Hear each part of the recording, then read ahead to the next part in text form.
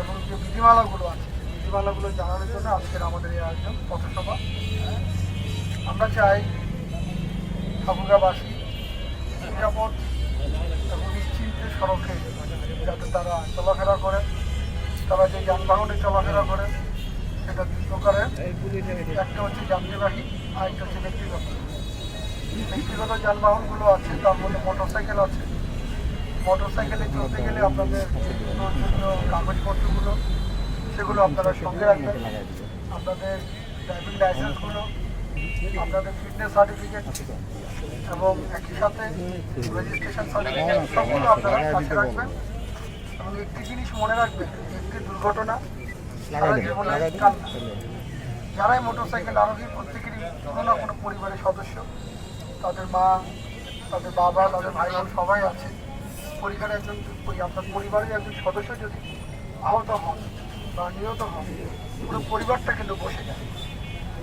এজন্য আপনার নিজেই হেলমেট পরিধান করতে হবে এবং সাথে যদি আপনার কোনো পেছনে আরোহী থাকে তাকেও আপনার হেলমেট পরিধান করাতে হবে।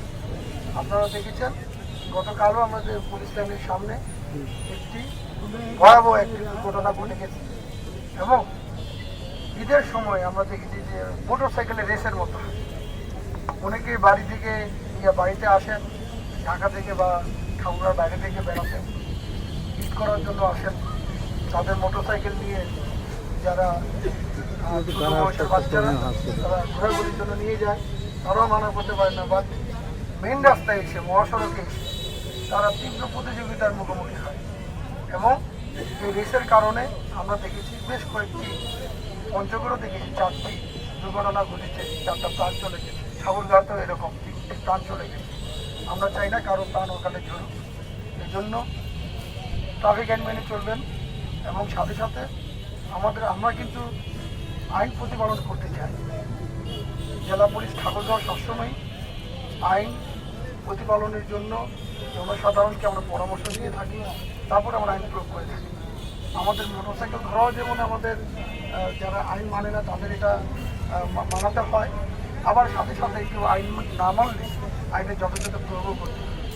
আমরা সেটাই সীমিত পরিসরে আমাদের সাধ্যমতো চেষ্টা করছি আপনাদেরকে এটা জানানোর যে আপনারা প্লিজ নিজে আইন মানুন, অন্যজনকে আপনারা আইন মানতে সচেতন।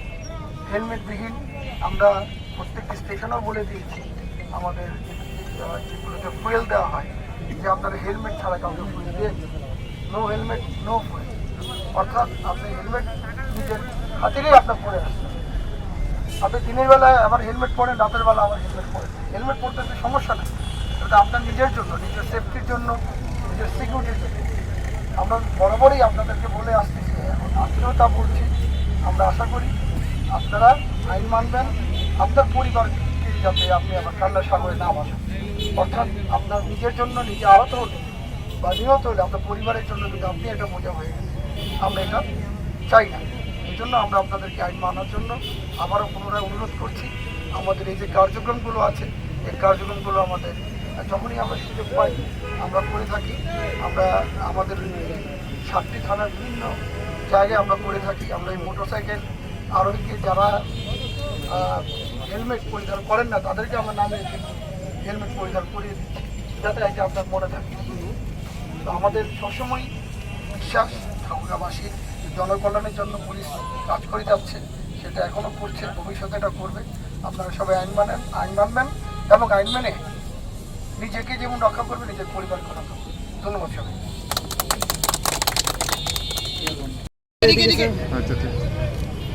হ্যাঁ, ঠিক আছে।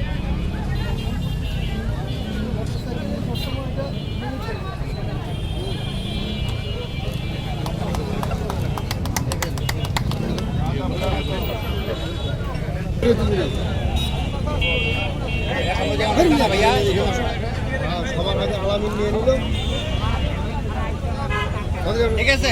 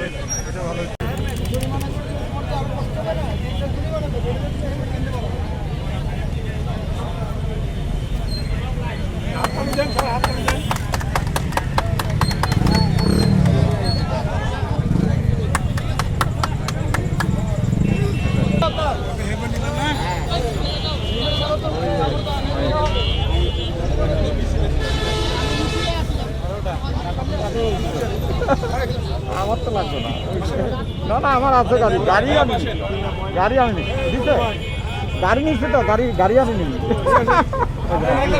যাও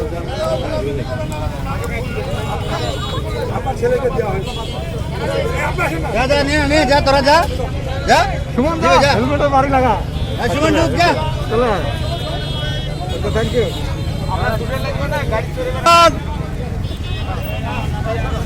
আবার কেন কামড়ে যাবে না কাছে লালন যা লালন আসতে পাবি ভাই যাবেন সামনে যাবেন ভাবির জন্য দরকার ছিল পিছনে বসে থাকে হ্যাঁ ঠিক আছে